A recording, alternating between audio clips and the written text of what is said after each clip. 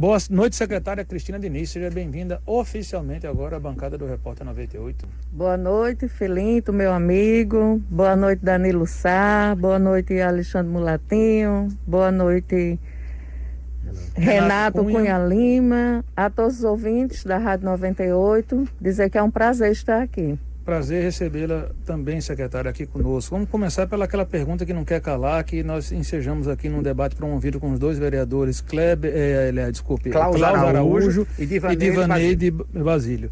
A educação é ou não essencial no entendimento da secretária Cristina Diniz? A educação é essencial, a educação é fundamental, a educação é base para o desenvolvimento de um país, para o desenvolvimento de um estado, de um município, para o desenvolvimento das pessoas, não é? Crianças, jovens e adultos.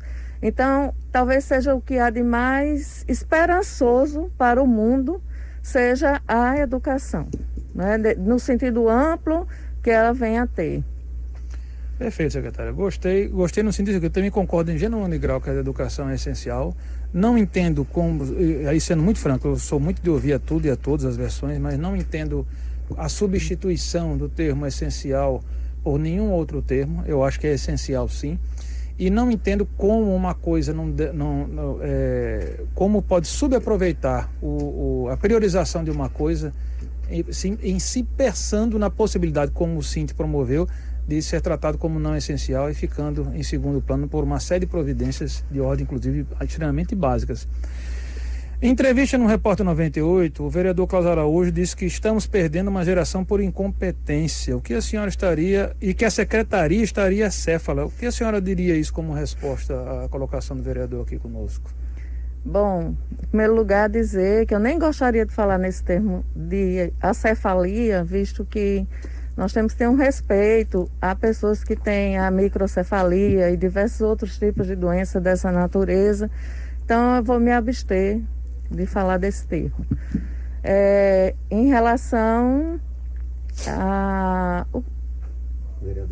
O vereador Cláudio Araújo. Sim, a posição do vereador, né? Nós já falamos aqui que concordamos com a essencialidade. Porém, mais essencial, Felinto, agora talvez entremos num debate, mais essencial que o serviço da educação, porque a gente tem que pensar no termo educação enquanto algo muito amplo, não é? Que é um espaço de liberdade, de criação de pessoas, de cidadãos e cidadãs, de pessoas críticas, reflexivas, é o espaço da escola, que é onde se fornece, se faz o ensino, não é? Então, o ensino, eu acredito que nós perdemos um ano de ensino, não é? Talvez tenhamos perdido um ano de educação, visto que muitos desses alunos da rede municipal, eles realmente têm a escola como seu local de uma educação global, digamos assim, de valores, de conhecimentos, né, historicamente construídos pela humanidade, de sentimentos, de poder falar. Então, talvez a escola seja realmente esse espaço em que esses alunos podem se expressar.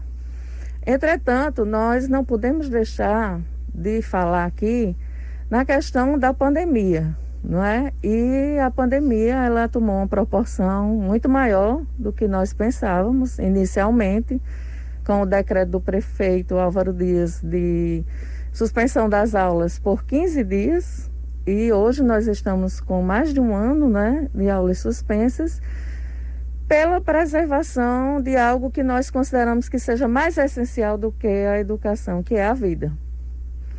E aí... Que foi esse ponto que a vereadora Divanei de Basílio colocou. Nesse momento, essencial é o direito à vida. Estamos falando aqui de um direito prioritário.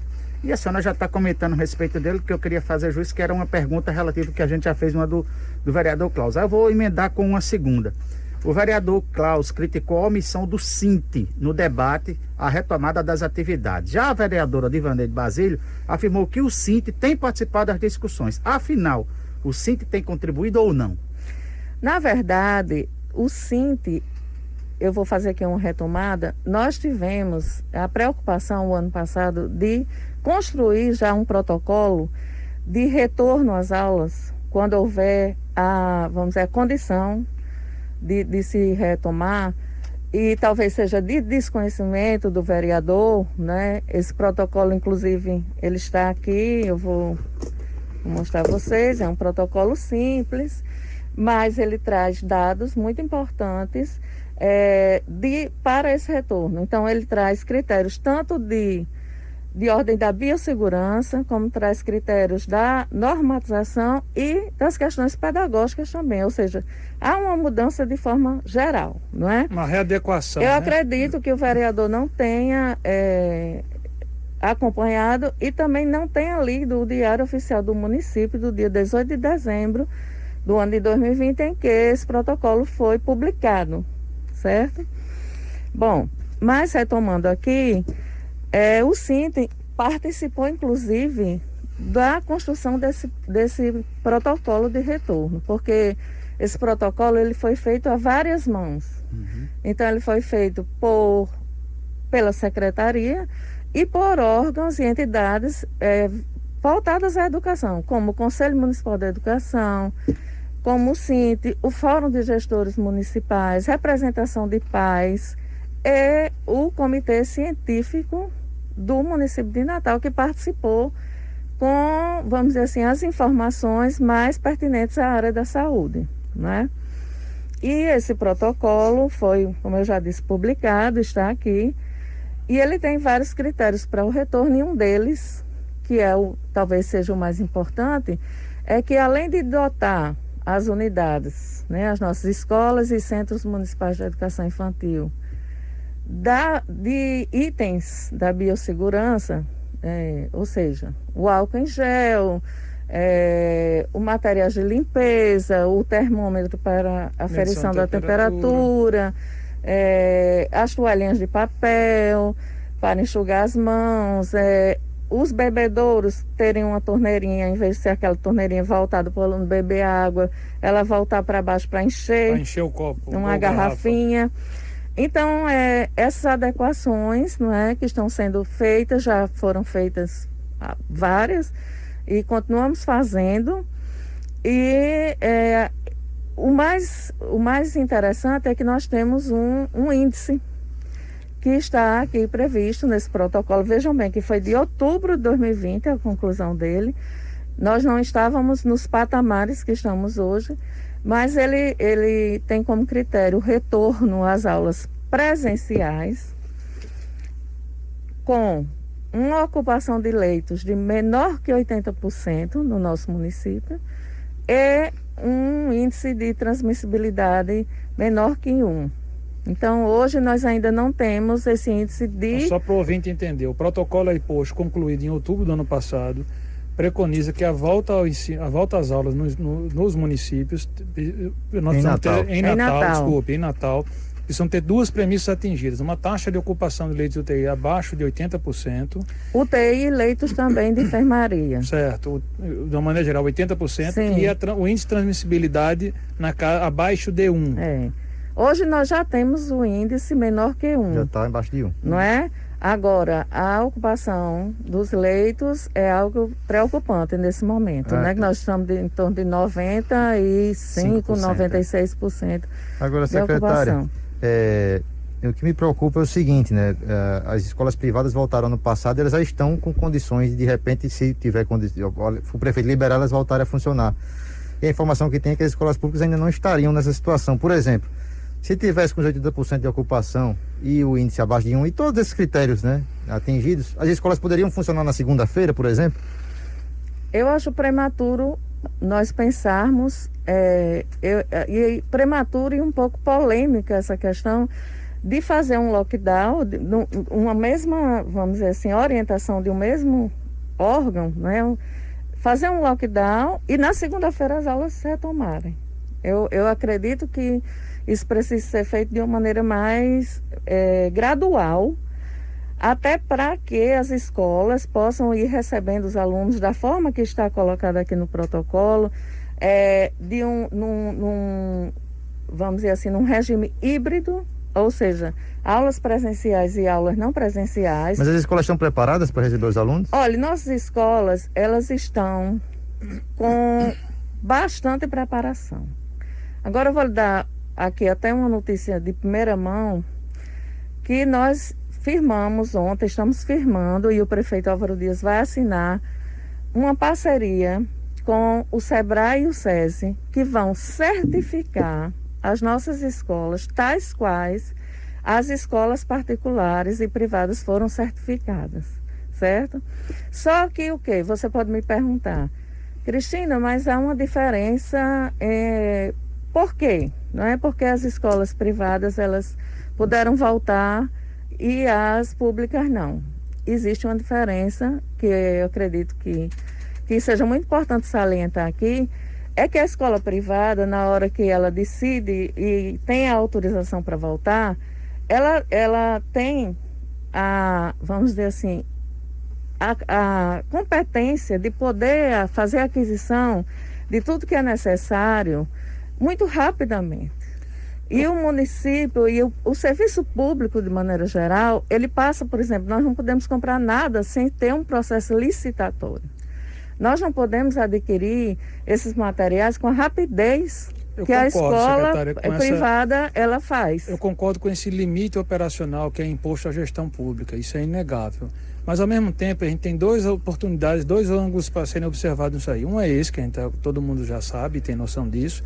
E o outro é que, em função disso, outros setores da sociedade, uma vez entendido que foi dada a prioridade do retorno às aulas, poderiam chegar junto e dar sua contribuição nesse sentido, tal qual o SEBRAE, como a senhora mencionou aí, tal qual a própria Câmara Municipal do Natal, tal qual a própria Assembleia Legislativa.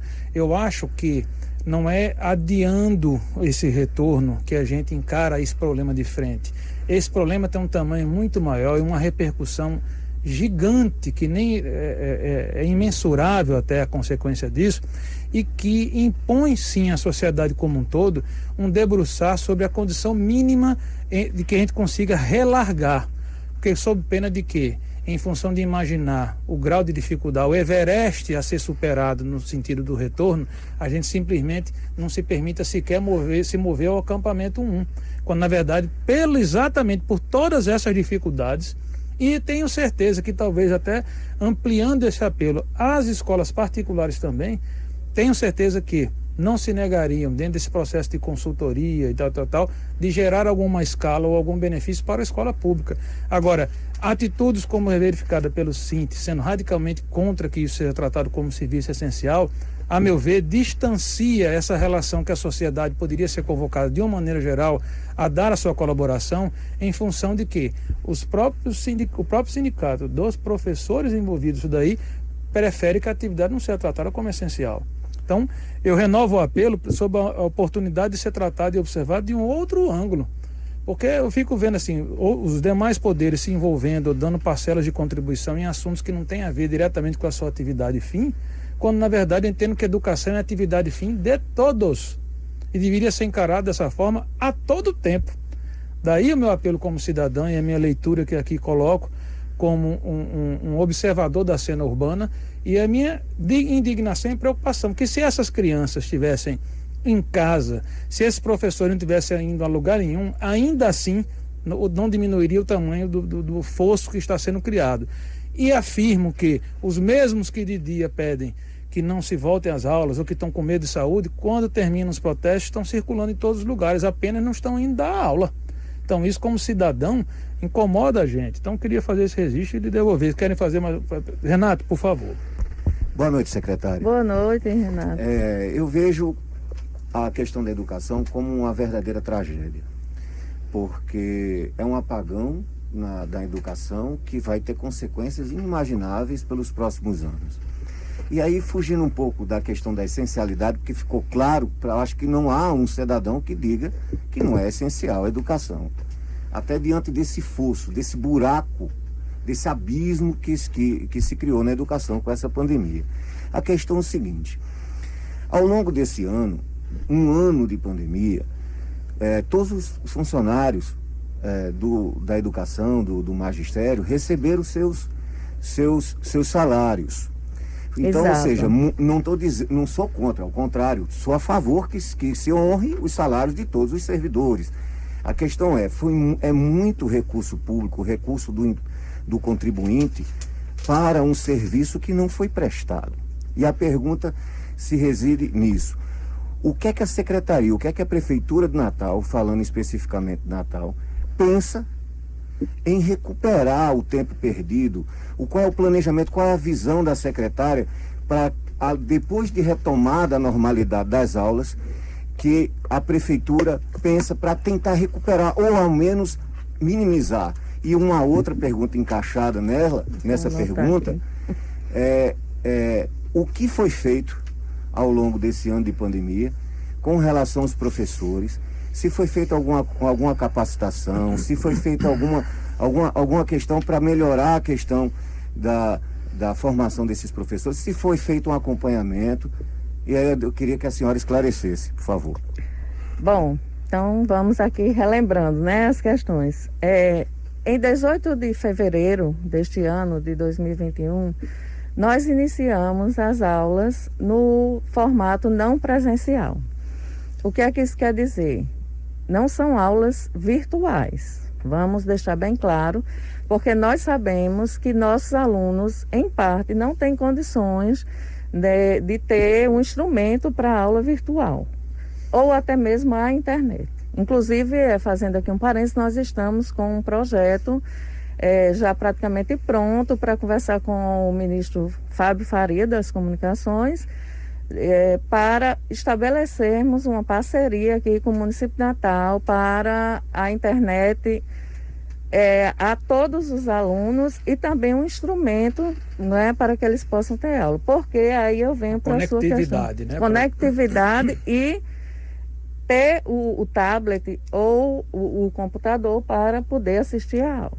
Então, veja bem, como recuperar? Realmente algo que vai demorar um tempo. Mas nós, assim, jamais passou pela cabeça de qualquer um, acredito, de viver uma situação como a que nós estamos vivendo hoje. E há um ano, não é? Então, qual é o nosso projeto? Nosso projeto era começar as aulas no dia 3 de fevereiro, já dentro de um sistema híbrido, ou seja, presencial e não presencial. Por quê? Nós faríamos um rodízio, o aluno, para as escolas não ficarem muito cheias, não é? No dia que fosse, vamos dizer... Parte da turma assiste a aula presencial na semana. Uma parte assiste numa, outra noutra, assim como as escolas particulares também fizeram, né? E não podemos começar exatamente por causa desses índices, desse protocolo que foram apresentados no mês de fevereiro, quando nós iríamos começar nesse sistema. Então, começamos no sistema híbrido, né? As aulas estão acontecendo, talvez não seja o que nós desejamos, talvez o que nós queremos realmente é que esteja todo mundo de volta à escola. A escola é um espaço lindo, é um espaço de criação, um espaço de liberdade, e ele precisa ser retomado, só que com a cautela, né, e a segurança, né, com essas medidas realmente todas tomadas e de forma apropriada para não haver um problema maior. Aí já retomando, Filinta, aqui sua fala, que eu falo muito. Não, liga lá. A nossa secretaria já adquiriu muito material. Então hoje, para você ter uma ideia, nós temos já mais de 600 totens de álcool gel distribuídos nas escolas, que são para ser usados nas entradas e saídas e até mesmo durante a aula, né, para ter um acesso mais fácil do jovem, da criança e do adulto. Nós temos no modelo adulto e no modelo infantil.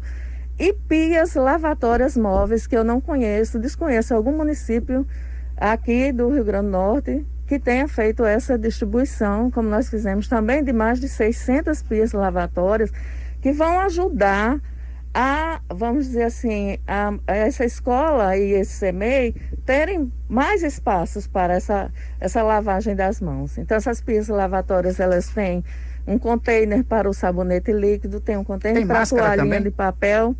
E aí eu vou chegar. Conta do horário. Esse investimento que nós fizemos foi quase de R$600 mil para esses totens. Nós estamos com os kits que são para serem distribuídos com todos os alunos e com todos os professores e servidores do município da rede de educação. Esse kit contendo álcool em gel, contendo sabonete líquido, contendo a garrafinha squeeze, contendo toalha, contendo máscaras, contendo face shield. E vão ser distribuídos para todos os alunos e professores da nossa rede. Então, assim, o SEBRAE, na realidade, ele vai ajudar na certificação dos protocolos que já foram feitos pela secretaria e pelas escolas, e eles vão apenas dar vamos dizer assim, uma ajuda nesse processo final. Secretária, não querendo que a posição de quem faz a crítica ou observação, sempre ao olhar de uma grande maioria, pode ser uma situação mais cômoda, né, do que propriamente chegar com uma proatividade ou com uma solução. Mas vou dar um pequeno exemplo aqui, de novo, como cidadão e observador da cena, que eu acho que mitigaria muito das consequências que nós estamos tendo. Nós temos sinal aberto hoje da Câmara Municipal, da TV Câmara e da TV Assembleia. Por que não, numa junção de poderes e sentado dentro de um planejamento estratégico, se fazer um retorno ou uma aula, que todo mundo tem um televisor em casa. Estamos falando de sinal aberto hoje. 2 casas aqui que poderiam ceder parte dessa programação para que se transformasse em aulas, ensino à distância de forma prática. Porque o que eu quero, de novo, o que eu estou querendo colocar aqui, o que a gente deseja como cidadão é exatamente o que a senhora como secretária deseja como secretária, eu não tenho dúvida disso.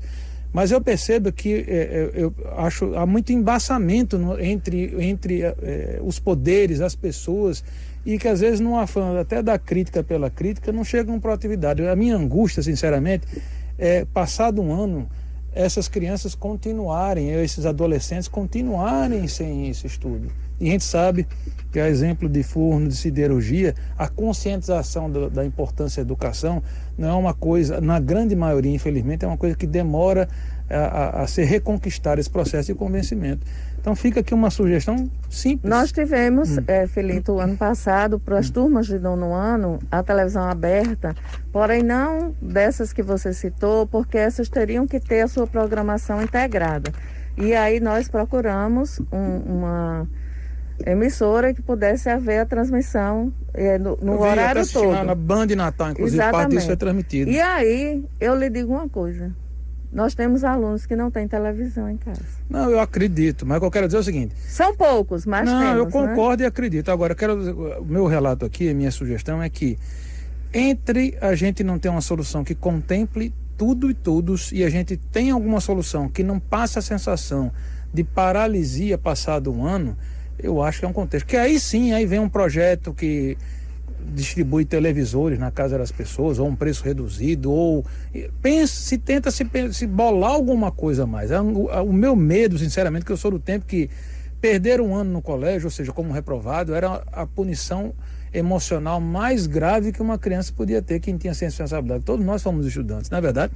E na verdade, todos os estudantes têm uma sensação que foram reprovados ao mesmo tempo, na hora que não se tem aula durante um ano. Aproveitando essa deixa de Filinto, complementando a pergunta do Renato Cunha Lima, né? Nós temos em torno aí de 58 mil alunos na rede municipal de ensino.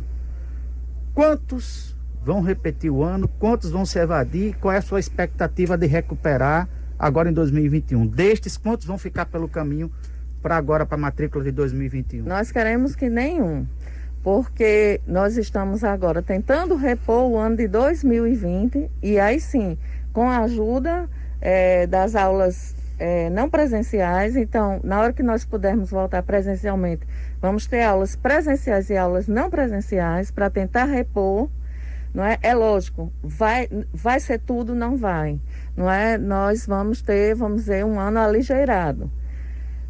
Para começar o ano 2021, mais ou menos em julho para agosto. E aí sim nós acreditamos que todos possam seguir, né? Um ou outro talvez não tenha condição, mas nós não pensamos nesse momento na reprovação. Nós pensamos que eles possam seguir até para conseguir superar esse momento. Mais uma vez que eu digo aqui, lamentável, e que depois da gripe espanhola não aconteceu mais. Então, assim, nós não vivemos, ninguém aqui viveu nada parecido com isso. Secretária, A senhora falou aí de julho para agosto começar o ano letivo 2021. Então já tem uma previsão também para o reinício das aulas do ano passado? A prefeitura trabalha com alguma data para retomar as aulas? Veja, as aulas já foram retomadas, né, no formato não presencial. Virtual apenas? Não virtual. Algumas virtuais, porque nós temos 146 unidades de ensino, 74 centros municipais de educação infantil e 72 escolas de ensino fundamental. E eu costumo dizer que são 146 realidades, ou muito mais do que isso, porque cada escola tem sua turma e tem a sua especificidade. Uns têm tablet, outros têm o celular do pai para poder ter aula. Então, assim, cada professor está fazendo da forma que é possível, inclusive deixando atividades na escola para livros de história, livros de literatura, para que os pais ou o aluno mesmo vá pegar e na semana seguinte ele retorne com as atividades feitas, com a explicação do professor dada. E é a maneira que nós estamos encontrando nesse momento, que eu espero que passe logo, que nós possamos realmente voltar presencialmente, ou pelo menos nesse formato híbrido, porque nós estamos sentindo muita falta dos nossos alunos. A educação no Natal está saudosa, está precisando voltar, está querendo voltar. Nós só precisamos ter as condições ideais, ter a cautela e o cuidado com esse retorno. Secretária Cristina Diniz, gostaria de agradecer imensamente sua presença. Infelizmente, como a gente anunciou no início do programa, o programa hoje tem meia hora a menos de duração, porque vai começar já a Voz do Brasil, e o futebol começa pelo youtube.com/98FM Natal, às 7 da noite. O microfone para sua despedida, secretária. Bom, eu gostaria só de complementar aqui que sim, o ano passado nós fizemos inúmeras formações com os professores, visto que eles estavam disponíveis, né, estavam trabalhando de certa forma, mesmo que em regime de home office. Eu, por exemplo, Cristina, trabalhei o ano todo presencialmente, mas muitos não puderam trabalhar pelas comorbidades e tal. E foram muitas formações, tanto no ensino infantil, educação infantil, como ensino fundamental. E aqui eu venho deixar o recado, né, o desejo que nós todos temos da educação de voltarmos, mas voltarmos com segurança, voltarmos com cautela, com as medidas protetivas tomadas, com esse selo de biossegurança do SEBRAE, que também vai ter uma ajuda da Secretaria Municipal de Saúde, Vigilância Sanitária, que vão nos ajudar. Então é isso, voltar com segurança para os nossos alunos, para os nossos professores, para os nossos gestores e conseguir ter um ano mais tranquilo do que nós tivemos o ano passado. Muitíssimo obrigada. Nada, secretária. Boa noite e obrigado.